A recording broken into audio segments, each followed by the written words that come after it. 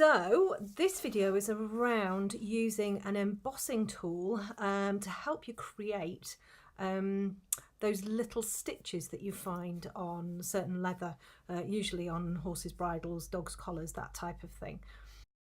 I use a little embossing tool with a very fine end and literally just sort of press it gently into the paper so you make an indent.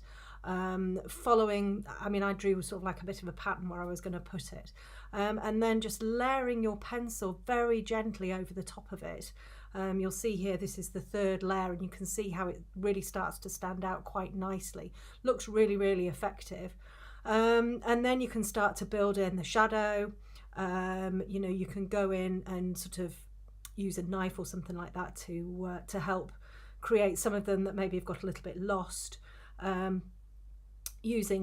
This is the Pablos using here that I can smooth out areas in between and create some really, really nice looking realistic leather.